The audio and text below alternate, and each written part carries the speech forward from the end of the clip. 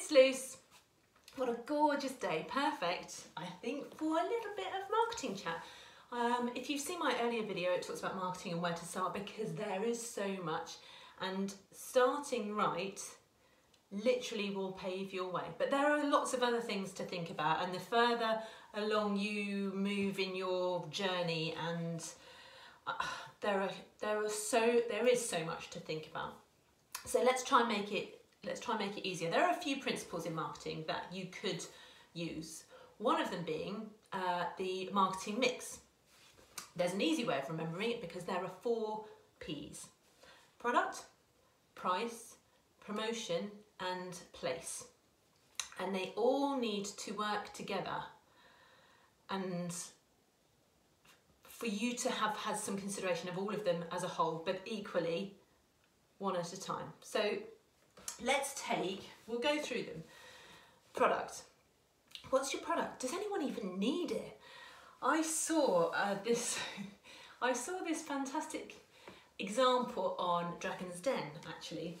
Somebody had come to pitch with this amazing invention that I think they tried to get it patented or whatever, and what they had invented was a widget in a tube of toothpaste. That means you can get all of the toothpaste right out of the bottom. Because we all know that there's a bit that ends up a massive problem. No, it wasn't. Somebody flagged it in the Dragon's Den and they said, yes, you've got a unique product. He said, but is it a problem? I mean, if you're anything like me and you get to the end of a tube of toothpaste, you just cut the bottom off, don't you? You scoop it out with your toothbrush. We don't need an extra widget that's probably going to increase the cost of packaging and production and all the rest of it. So they had this unique product, they thought it was brilliant, but it solved a problem that didn't exist. So be really clear on what it is your either product or service. What is that doing for your potential customers? If we're thinking about it as an exchange of value, maybe you're providing a service that someone doesn't have the time to do. Maybe you have a product that is skillful that not everyone can do, and therefore the exchange would be service product for you, usually for monetary worth. But if you get that wrong and you've created something that has a USP, there'll be loads of jargon in marketing. USP, unique selling point or unique selling proposition. It might be unique, it might be the only one, like the toothpaste tube widget, but it was entirely pointless. So something to think about. As an example within my own business, when I look at product, I do amazing cakes, and I have a skill and a talent that not everyone has, which is fine. You know, I'm not bragging about it, it's merely as it is. And so when somebody says to me, and so my promise, my intention that I set out in my brand book is to share joy. If somebody said to me, oh, can you just do something smaller? I just need a little, you know, that. No, that's not gonna share, we might share a little bit of joy, but it's not gonna be the, oh, that's amazing, because, yeah. So I'm very clear on what my product is and what it is not. And that's fine, that's fine. If you can, and that's justifiable. If anyone says, can I have a smaller cake? That's not what I do. And in any case, because they're hand painted, anything smaller then still takes a lot of time and becomes disproportionate in terms of cost, which moves us rather beautifully on to price. Now, there are some basics, right, with price. You know how much your product or service costs to make or deliver.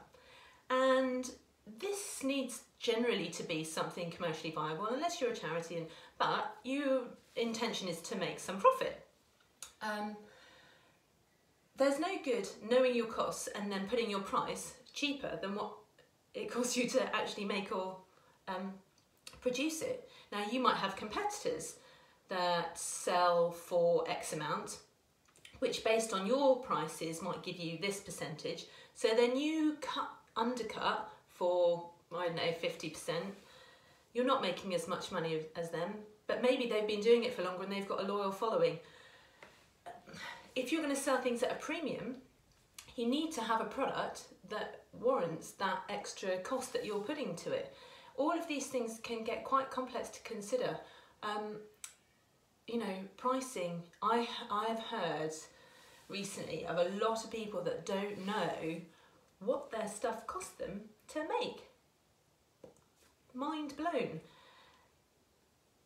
Yeah, that's bananas. Know your costs. And it might be complicated, but again, all of the stuff that's worthwhile, there's a reason why it's worthwhile, and it does take time because it's worthwhile. Oh, I sound a bit teacherish. Anyway, so product, price, place. How are people going to find, you know, where are they going to buy it from? Where does this value, exchange of value take place? I had a great example when I was really young, back in the day when TV was just 4 channels and you could only advertise on 3 of them and you had to get up to change the channel. I'd seen an advert for, it was a new chocolate bar. It was in the shape of a pyramid. It was dark chocolate and there was a mummy and it came out of the pyramid and it was Terry's chocolate pyramid. And then there's a really close up to the chocolate and the top cracks off and this minty fondanty comes out. Oh my gosh. You know, despite my career, I'll buy anything. Saw that, thought, oh, I really want to try one of those. Couldn't find it in the shop. So I remember going into town with my mum. Oh, let's see. I really couldn't find it. And then one day, oh, joyous moment. We were walking up the high street and I saw, naughty people, a wrapper on the floor. Went, oh, I really want that. Found it in the shop. The wrapper had been dropped outside the shop, so I went in, I found it, and it tasted amazing. I was like, oh, that's brilliant. Phew. But whoever had launched this on telly and had spent, you know, TV's the most expensive media with the biggest reach and all the rest of it, and we'll talk about media channels another time, but they spent a fortune telling people about all this amazing product that they've got, and I was there, I was a customer ready to buy, and I couldn't find it for the sake of whatever it was, 28p back in the day.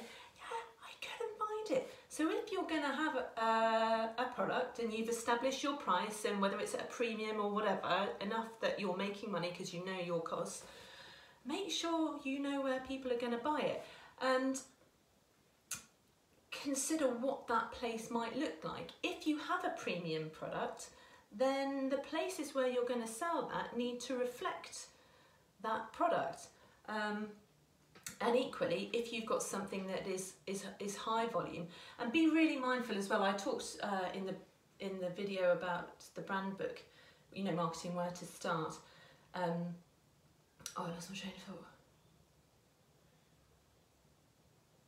Oh, do you hate it when that happens? There's so many bits that flap around. What was I talking about? It will come back to me.